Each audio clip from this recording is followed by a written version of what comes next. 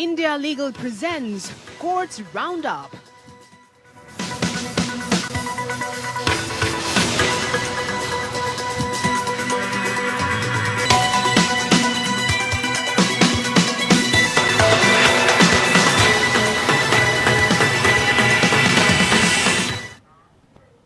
नमस्कार, courts roundup में आपका बहुत बहुत स्वागत है। मैं हूं आपके साथ वक्ता दुबे।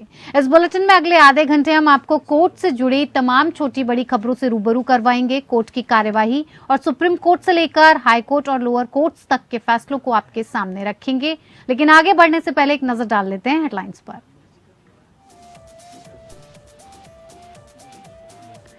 भोपाल गैस पीड़ितों को अतिरिक्त मुआवजा दिलवाने की केंद्र सरकार की न्याय की अंतिम याचिका सुप्रीम कोर्ट ने की खारिज। कहा, यूनियन कार्बाइड से अतिरिक्त मुआवजा मांगना सही नहीं। केस खोलने से बढ़ेगी पीड़ितों की मुश्किल। सरकार चाहे तो दे बढ़ी राहत राशि। लखीमपुर खीरी हिंसा मामले में मुख्य आरोपी आशीष मिश्रा की अंतरिम जमानत सुप्रीम कोर्ट ने अगले आदेश तक बढ़ाई। ट्रायल की प्रगति पर भी जताई संतुष्टि।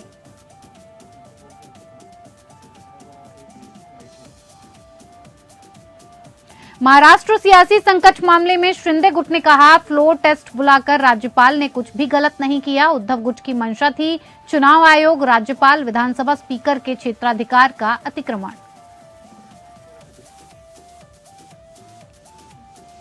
भ्रष्टाचार के आरोप में फंसे बीजेपी विधायक मदल विरूपाक्षप्पा की अग्रिम जमानत को कर्नाटक लोकायुक्त ने सुप्रीम कोर्ट में दी चुनौती। हाईकोर्ट ने दी थी विरूपाक्षप्पा को जमानत।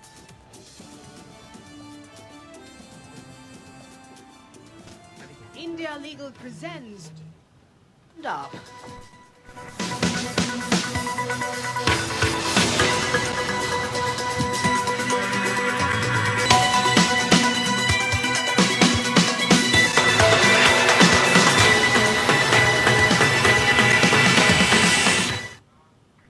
सुप्रीम कोर्ट ने केंद्र की उस क्यूरेटिव पिटीशन को खारिज कर दिया जिसमें सरकार ने 1984 के भोपाल गैस कांड के पीड़ितों के लिए मुआवजा बढ़ाने की मांग की थी। क्यूरेटिव पिटीशन को न्याय के लिए अंतरिम अपील भी कहा जा सकता है। पीठ ने कहा कि समझौते के 2 दशक बाद केंद्र द्वारा इस मुद्दे को उठाने का कोई औचित्य नहीं बनता। याचिका में यूनियन कार्बाइड की फर्मों को गैस लीक आपदा के पीड़ितों को 7,844 करोड़ रुपए का अतिरिक्त मुआवजा देने का निर्देश देने की मांग की थी। सरकार ने तर्क दिया था कि 1989 में हुए सेटलमेंट के दौरान इंसानी जिंदगियों और पर्यावरण को हुए वास्तविक नुकसान का ठीक से आकलन नहीं किया जा सका था। केंद्र ने यह भी कहा था कि पिछले वर्षों में गैस पीड़ितों की संख्या 2.5 गुना से अधिक बढ़कर 5,74,000 से अधिक हो चुकी है। ऐसे में हर्जाना भी बढ़ना चाहिए। यूनियन कार्बाइड से जुड़े इस मामले में 2010 में ही क्यूरेटिव पिटीशन दाखिल हुई थी। इस पर सुप्रीम कोर्ट ने जनवरी में ही फैसला सुरक्षित रख लिया था। This reinforces the position that the settlement amount was sufficient to compensate the claimants. केंद्र और भोपाल गैस पीड़ितों को सुप्रीम कोर्ट से झटका लगा है। भोपाल गैस पीड़ितों को अतिरिक्त मुआवजा दिलवाने की केंद्र सरकार की क्यूरेटिव अर्जी सुप्रीम कोर्ट ने खारिज कर दी है। उसकी मांग थी कि कोर्ट यूनियन कार्बाइड और डाउ केमिकल्स को 7,844 करोड़ रुपए का अतिरिक्त मुआवजा चुकाने का आदेश दे, लेकिन कोर्ट ने इससे मना कर दिया। केंद्र ने 1989 में तय मुआवजे को नाकाफी बताया था। सुप्रीम कोर्ट के justice Sanjay Kishan Kaul, justice Sanjiv Khanna, justice Abhay S Oka, justice Vikram Nath और जस्टिस जेके माहेश्वरी की बेंच ने कहा कि केस दोबारा खोलने पर पीड़ितों की मुश्किलें बढ़ेंगी। जो 1989 में जो फैसला दिया गया था, आज भी सुप्रीम कोर्ट ने वही फैसला हमारे सामने रख दिया, जो कि बिल्कुल ही नाकाबिले कबूल है और हम इस बात को बिल्कुल भी नहीं मानते हैं। 40 साल की लड़ाई, जो कि बहुत लंबा समय होता है, सरकार ने 40 सेकंड भी नहीं लगाए उस केस को खारिज करने के लिए, जो कि अगर किसी कातिल के सजा के लिए अगर वो कटघरे में खड़े होता है तो उस कातिल को सोचिए, मतलब बाइज्जत बरी कर दिया गया एक तरह से। तो सरकारें जो हैं और हमें लगता है कि हमारी कानून व्यवस्था भी जो है वो कंपनियों का साथ दे रही है, ना कि पीड़ितों का, जो कि वाकई में हकदार हैं। और हम बिल्कुल भी इस चीज़ को आज नहीं मानते हैं और हमें बेहद अफसोस है। सुप्रीम कोर्ट से जो आज फैसला सुनाया गया उससे हमें बेहद अफसोस है कि हमें बिल्कुल भी उम्मीद नहीं थी कि हमारे साथ ऐसा होगा। सुप्रीम कोर्ट ने यूनियन कार्बाइड कॉर्पोरेशन के पक्ष में फैसला सुनाया। कोर्ट ने कहा कि यूनियन कार्बाइड कॉर्पोरेशन पर और ज्यादा मुआवजे का बोझ नहीं डाला जा सकता। पीड़ितों को नुकसान की तुलना में करीब 6 गुना ज्यादा मुआवजा दिया जा चुका है। कोर्ट ने कहा केंद्र सरकार आरबीआई के पास रखे 50 करोड़ रुपए का इस्तेमाल पीड़ितों की जरूरत के मुताबिक करे। हम इस बात से निराश हैं कि सरकार ने 2 दशक तक इस पर ध्यान नहीं दिया। सुप्रीम कोर्ट ने पहले दिए गए हलफनामे के मुताबिक गैस कांड पीड़ितों के लिए बीमा पॉलिसी तैयार नहीं करने के लिए भी केंद्र को फटकार लगाई और इसे घोर लापरवाही बताया। आज भोपाल के गैस पीड़ित इस फैसले से हताश हैं और इस फैसले से हताश क्यों हैं? क्योंकि 2011 में जब हमारे सुप्रीम कोर्ट, और ये हमारा ही सुप्रीम कोर्ट है, हमारे सुप्रीम कोर्ट ने जब ये सेटलमेंट देखा और ये एग्रीमेंट देखा तो और उन्हें लगा कि इसको फिर से देखना पड़ेगा, इसको फिर से जांचना पड़ेगा। 11 साल लग गए। 11 साल के बाद अब ये निर्णय आया है कि इसमें यूनियन कार्बाइड के लिए कुछ फाइनलिटी चाहिए, कि यूनियन कार्बाइड के लिए कुछ अंतिम स्टेप होना चाहिए जिसमें सब कुछ खत्म कर दिया जाए ताकि उनके खिलाफ कोई प्रोसीडिंग्स ना चलती रहे। 5 जजों की बेंच की तरफ से साझा फैसला पढ़ते हुए जस्टिस कौल ने कहा, हमारे विचार से मुआवजा राशि पर्याप्त थी। अगर सरकार को ज्यादा मुआवजा जरूरी लगता है तो उसे खुद देना चाहिए था। ऐसा न करना सरकार की लापरवाही थी। समझौते को 3 दशक से भी ज्यादा समय बीत जाने के बाद कंपनी को नए सिरे से भुगतान के लिए नहीं कहा जा सकता। यूनियन कार्बाइड और केंद्र सरकार के बीच फरवरी 1989 में मुआवजे पर समझौता हुआ था। इसमें ये तय हुआ कि कंपनी लगभग 715 करोड़ रुपए का भुगतान करेगी। इस समझौते को सुप्रीम कोर्ट ने भी मंजूरी दी थी। बाद में सरकार ने इस राशि को अपर्याप्त बताना शुरू कर दिया। 2010 में उसने सुप्रीम कोर्ट में क्यूरेटिव याचिका दाखिल कर 7,844 करोड़ रुपए का मुआवजा दिलाए जाने की मांग की। केंद्र की मांग थी कि कोर्ट यूनियन कार्बाइड और भारत में उसकी जगह ले चुकी कंपनी डाउ केमिकल्स से ये राशि चुकाने को कहे। इस साल जनवरी में सुप्रीम कोर्ट के जस्टिस संजय किशन कौल की अध्यक्षता वाली 5 जजों की बेंच ने केंद्र की याचिका पर सुनवाई की। जजों ने बिना पुनर्विचार याचिका दाखिल किए सीधे क्यूरेटिव याचिका दाखिल करने को तकनीकी रूप से गलत माना। जजों ने ये भी कहा कि याचिका समझौते के 21 साल बाद दाखिल हुई थी। किसी मसले को हमेशा के लिए खुला नहीं रखा जा सकता। Bureau report, APN news. Lakhimpur Kheri हिंसा मामले में केंद्रीय मंत्री अजय मिश्रा के बेटे आशीष मिश्रा की याचिका पर सुप्रीम कोर्ट में सुनवाई हुई। सुप्रीम कोर्ट ने उत्तर प्रदेश के लखीमपुर खीरी हिंसा मामले में मुख्य आरोपी आशीष मिश्रा को बड़ी राहत दी है। कोर्ट ने मिश्रा को पहले से मिली अंतरिम जमानत की अवधि अगले आदेश तक के लिए बढ़ा दी है। इसके साथ साथ कोर्ट ने हिंसा मामले के ट्रायल को लेकर हुई प्रगति पर भी संतुष्टि जताई है। कोर्ट ने कहा कि मामले का ट्रायल सही तरीके से चल रहा है। सुप्रीम कोर्ट ने 25 जनवरी को कुछ शर्तों के साथ आशीष मिश्रा का 8 हफ्ते की अंतरिम जमानत दी थी। कोर्ट ने निर्देश दिया था कि अंतरिम जमानत की इस अवधि के दौरान आशीष मिश्रा उत्तर प्रदेश या फिर राष्ट्रीय राजधानी क्षेत्र में दिल्ली में नहीं रहेंगे। कोर्ट ने यह भी साफ कर दिया था कि इस दौरान वो किसी गवाह को प्रभावित करने की कोशिश नहीं करेंगे। आशीष मिश्रा को अंतरिम राहत देने के साथ साथ जस्टिस सूर्यकांत और जस्टिस JK माहेश्वरी की पीठ ने कृषि कानून के खिलाफ प्रदर्शनकारियों में शामिल गुरविंदर सिंह, कमलजीत सिंह, गुरप्रीत सिंह और विचित्रा सिंह को भी अंतरिम राहत दे दी थी। उच्चतम न्यायालय ने 14 फरवरी को कहा था कि लखीमपुर खीरी हिंसा मामले की निचली अदालत में सुनवाई के दौरान आरोपियों, पीड़ितों के प्रतिनिधियों और वकीलों के अलावा कोई भी मौजूद नहीं रहेगा। शीर्ष अदालत का आदेश उस वक्त आया जब पीड़ितों के वकील ने दावा किया कि निचली अदालत में सुनवाई के दौरान आशीष मिश्रा के समर्थक बड़ी संख्या में मौजूद रहते हैं, जिससे भय का माहौल बनता है। लेकिन बचाव पक्ष के वकील ने इस आरोप को खारिज किया और दावा किया कि पीड़ितों की ओर से ज्यादा लोग अदालत में आते हैं। इसका साथ ही उन्होंने बंद कमरे में सुनवाई की सलाह दी।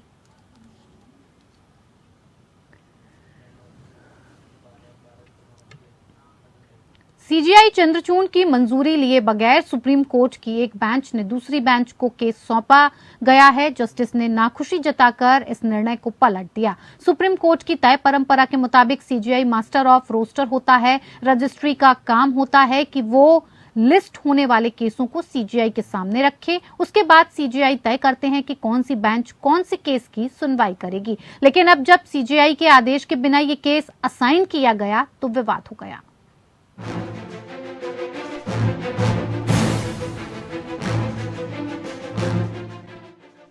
सुप्रीम कोर्ट में एक नए तरह का विवाद सामने आया है। एक बेंच ने एक मामले को दूसरी बेंच को असाइन करने का आदेश दे डाला। जिस बेंच को केस असाइन किया गया था वो इस फैसले से बिफर गई। जज ने ओपन कोर्ट में फैसले पर नाखुशी जताकर रजिस्ट्री को फरमान जारी कर दिया कि केस को पहले सीजेआई डी.वाई. चंद्रचूड़ के सामने रखा जाए। वो मास्टर ऑफ रोस्टर हैं। वो आदेश जारी करेंगे तभी हम मामले की सुनवाई करेंगे। दरअसल जस्टिस एम.आर. शाह और सी.टी. रवि कुमार की बेंच ने एक मामला सीधे जस्टिस बी.आर. गवई और विक्रम नाथ की बेंच को असाइन कर दिया। सुप्रीम कोर्ट की तय परंपरा के मुताबिक सीजेआई मास्टर ऑफ रोस्टर होता है। रजिस्ट्री का काम होता है कि वो लिस्ट आने वाले केसों को सीजेआई के सामने रखे। उसके बाद सीजेआई तय करते हैं कि कौन सी बेंच कौन से केस की सुनवाई करेगी। मौजूदा मामले में फरवरी में जस्टिस एम.आर. शाह और सी.टी. रवि कुमार की बेंच ने एक मामला सीधे जस्टिस बी.आर. गवई और विक्रम नाथ की बेंच के पास सुनवाई के लिए भेज दिया। जस्टिस शाह का तर्क था कि जस्टिस गवई पहले भी इस मामले की सुनवाई एक बार कर चुके हैं, लिहाजा वो इस केस को बेहतर तरीके से समझकर फैसला दे सकते हैं। आदेश फरवरी में जारी हुआ था, लेकिन जस्टिस गवई ने जस्टिस शाह के फरमान से नाखुशी जताते हुए कहा कि अगर किसी बेंच को लगता है कि मामला किसी दूसरी बेंच को असाइन किया जाना चाहिए तो इसके लिए केस को सबसे पहले सीजेआई के पास भेजा जाना चाहिए। ओपन कोर्ट में जस्टिस गवई ने जस्टिस शाह के फैसले पर ऐतराज दर्ज कराते हुए कहा कि उन्होंने इस मामले की सुनवाई सितंबर 2022 में की थी। उस समय कोई भी फैसला नहीं दिया जा सका था। जस्टिस गवई ने कहा कि सुप्रीम कोर्ट की आम परंपरा है कि अगर मामले में किसी जज ने आदेश जारी किया था तो केस उसे भेजा जाए। इस मामले में आदेश जस्टिस सी.टी. रवि कुमार और जस्टिस ए.एम. खानविलकर की बेंच ने जारी किया था, लिहाजा ये मामला सी.टी. रवि कुमार के पास भेजा जाए, लेकिन रजिस्ट्री इसके लिए सबसे पहले सीजेआई की मंजूरी हासिल करे। सीजेआई की सहमति के बगैर केस यूं ही असाइन नहीं किया जा सकता।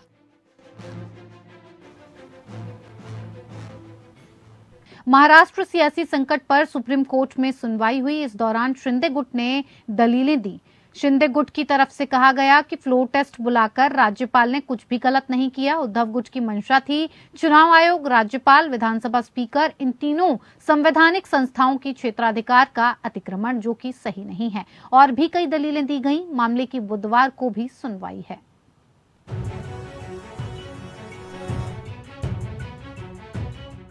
महाराष्ट्र में शिवसेना के शिंदे और उद्धव गुट के विवाद को लेकर सुप्रीम कोर्ट की संविधान पीठ में सुनवाई हुई। मामले में शिंदे गुट की तरफ से वकील हरीश साल्वे ने कहा कि अब कोर्ट इस्तीफा देने वाले मुख्यमंत्री को वापस पदासीन होने के लिए निर्देश नहीं दे सकती है। उन्होंने कहा कि जब भी कोई इस तरह की स्थिति हो तो राज्यपाल को विश्वास मत के लिए बुलाना चाहिए और इसमें कुछ भी गलत नहीं है। एस.आर. बोमई मामले में भी यही स्थिति रखी गई है। फ्लोर टेस्ट बुलाकर राज्यपाल ने कुछ भी गलत नहीं किया। लोकतंत्र को सदन के पटल पर ही चलने दें। हालांकि उन्होंने ये कहा कि नाबाम रेबिया मामले में फैसले पर नए सिरे से विचार करने की जरूरत है। साल्वे ने आगे कहा कि अगर वास्तव में विश्वास मत होता तो क्या होता, क्योंकि इस अदालत ने कहा कि जब तक अयोग्यता तय नहीं हो जाती तब तक सदन की कार्रवाई में भाग लेने और मतदान करने का अधिकार है। अगर ये पाया जाता है कि अयोग्य ठहराए गए लोगों की एक बड़ी संख्या द्वारा विश्वास मत को प्रभावित किया जाता है तो कोर्ट द्वारा हस्तक्षेप किया जाना चाहिए। शिंदे गुट की तरफ से नीरज किशन कौल ने दलील देते हुए कहा कि इस मामले में कानूनी तर्क ये है कि क्या सुप्रीम कोर्ट संविधान में दिए गए विधानसभा स्पीकर की शक्तियों को दरकिनार कर विधायकों की अयोग्यता पर फैसला दे सकती है। कौल ने कहा कि चुनाव आयोग, राज्यपाल, विधानसभा स्पीकर, इन तीनों संवैधानिक संस्थाओं के क्षेत्राधिकार का अतिक्रमण उद्धव गुट की मंशा है, जो कि सही नहीं है। उन्होंने कोर्ट के सामने तर्क रखा कि अगर विधानसभा स्पीकर द्वारा विधायकों की अयोग्यता पर फैसले की न्यायिक समीक्षा हो सकती है तो स्पीकर द्वारा अनिर्णय की स्थिति की भी न्यायिक समीक्षा की जा सकती है, क्योंकि किहोटो फैसला इसमें बाधक नहीं है। वहीं राज्यपाल सिर्फ अपने सामने सबूत देखेंगे। उन्हें चुनाव आयोग जैसी सख्ती के साथ जांच करने के लिए नहीं कहा जा सकता। जब बड़ी संख्या में विधायक समर्थन वापस ले लेते हैं तो राज्यपाल इसमें क्या करें। उन्होंने कहा कि एस.आर. बोमई मामले में इस अदालत ने कहा कि मुख्यमंत्री फ्लोर टेस्ट से भाग नहीं सकता, जो कि उनके और उनकी सरकार के भरोसे का संकेत है। इसलिए राज्यपाल का फ्लोर टेस्ट बुलाना गलत नहीं था। शिंदे गुट की तरफ से जेठमलानी ने कहा कि जब से महाविकास अघाड़ी सरकार बनी तब से ही शिवसेना के अंदर ही इसका विरोध शुरू हो गया था। ये असंतोष 21 जून को गठबंधन के सहयोगियों के साथ लंबे समय से चले आ रहे वैचारिक मतभेद, विभाजन के स्तर पर चला था। फिलहाल मामले की सुनवाई कल भी जारी रहेगी। मामले की सुनवाई समाप्त होने से पहले कोर्ट ने कहा कि इस मामले की सुनवाई जल्द पूरी करना चाहते हैं। बुधवार को सॉलिसिटर जनरल इस मामले पर अपनी दलील रखेंगे। Bureau report, APN news. Supreme court में कई तरह की PL यानी जनहित याचिकाएं दायर की जाती हैं। हाल ही में मास्क के सेवन पर प्रतिबंध लगाने की मांग वाली जनहित याचिका दायर की गई थी। याचिका में जानवरों की हत्या पर रोक लगाने और लोगों को लैब में बनाए गए मीट को अपनाने का निर्देश देने की मांग की गई थी। सुप्रीम कोर्ट ने याचिका पर सुनवाई से इनकार किया और कहा कि देश में बड़ी आबादी को देखते हुए मास्क के सेवन पर प्रतिबंध नहीं लगाया जा सकता है। जस्टिस KM जोसेफ और जस्टिस BV नागरत्ना की डिवीजन ने कहा कि खाने के लिए जानवरों की हत्या कानून के तहत स्वीकार्य है, ऐसे में इस पर रोक लगाया नहीं जा सकता है। मामले पर सुनवाई करते हुए जस्टिस जोसेफ ने कहा कि कानून स्वयं खाने के लिए जानवरों की हत्या की अनुमति देता है, तो कानून के विपरीत कोई पॉलिसी कैसे हो सकती है। जस्टिस जोसेफ ने आगे ये भी कहा कि याचिका के मुताबिक जानवरों के प्रति कोई क्रूरता नहीं होनी चाहिए, लेकिन कानून में ये पशु क्रूरता निवारण अधिनियम के तहत आता है।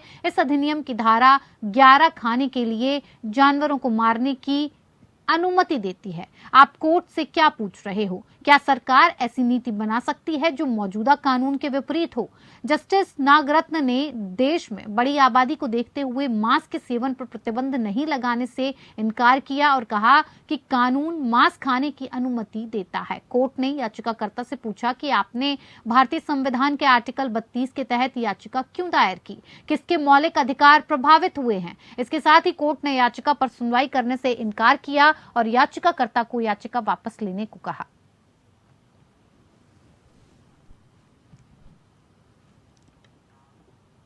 कर्नाटक लोकायुक्त ने भ्रष्टाचार के एक मामले में बीजेपी के विधायक मदल विरूपाक्षप्पा को अंतरिम अग्रिम जमानत देने के कर्नाटक उच्च न्यायालय के एक आदेश को चुनौती देते हुए सुप्रीम कोर्ट का रुख किया है। इस मामले को शुरू में प्रधान न्यायाधीश DY चंद्रचूड़ के समक्ष उल्लेख किया गया था, जिन्होंने लोकायुक्त के वकील को अगले वरिष्ठतम न्यायाधीश न्यायमूर्ति संजय किशन कौल के समक्ष इसका उल्लेख करने के लिए कहा था, क्योंकि CJI संविधान पीठ के हिस्से के रूप में बैठे थे। इसके बाद इस मामले को जस्टिस संजय किशन कौल, अरविंद कुमार और एहसानुद्दीन अमानुल्लाह की पीठ के समक्ष रखा गया, जिसने पूछा कि अग्रिम जमानत रद्द करने की याचिका में इतनी जल्दी क्या थी।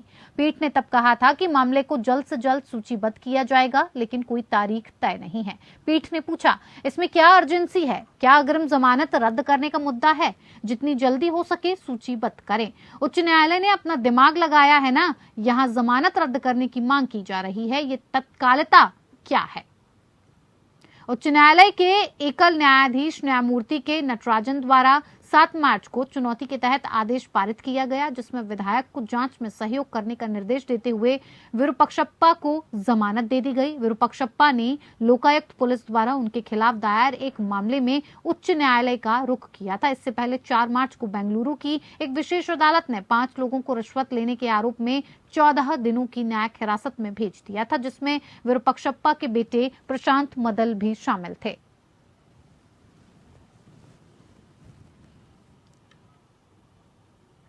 इधर दिल्ली हाई कोर्ट ने भारतीय वायुसेना के उस अधिकारी द्वारा दायर याचिका पर नोटिस जारी किया, जिसे पिछले साल मार्च में पाकिस्तान में दुर्घटनाग्रस्त हुई ब्रह्मोस लड़ाकू मिसाइल के गलती से दागे जाने के मामले में बर्खास्त कर दिया गया था। जस्टिस सुरेश कुमार कैत ने और जस्टिस नीना बंसल कृष्णा की खंडपीठ ने बर्खास्तगी आदेश को चुनौती देने वाली पूर्व विंग कमांडर अभिनव शर्मा की याचिका पर वायुसेना प्रमुख और अन्य द्वारा दायर याचिका पर रक्षा मंत्रालय के माध्यम से भारत संघ से जवाब मांगा।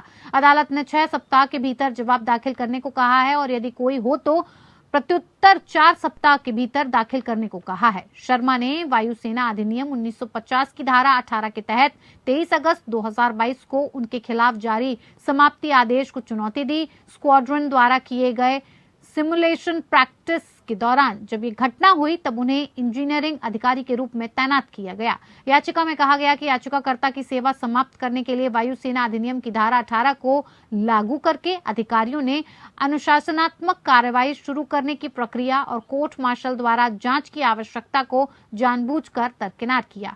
सुनवाई के दौरान याचिकाकर्ता का प्रतिनिधित्व करने वाले सीनियर एडवोकेट एन हरिहरन ने कहा कि आईएएफ अधिकारी को इंजीनियरिंग पक्ष में नियुक्त किया गया और उनकी समाप्ति की तारीख तक इंजीनियरिंग पक्ष में सेवा करना जारी रखा। हरिहरन ने आगे तर्क दिया कि अगर याचिकाकर्ता का मुकदमा कोर्ट मार्शल की प्रक्रिया से होता तो घटना के पीछे की असली तस्वीर सामने आ जाती। दूसरी ओर यूनियन ऑफ इंडिया की ओर से पेश एएसजी चेतन शर्मा ने प्रारंभिक आपत्ति जताई और कहा कि याचिकाकर्ता को वायुसेना अधिनियम की धारा 18 के तहत सेवा से बर्खास्त कर दिया गया, जिसे तब तक चुनौती नहीं दी जा सकती जब तक कि दुर्भावना का कोई आधार नहीं बनता।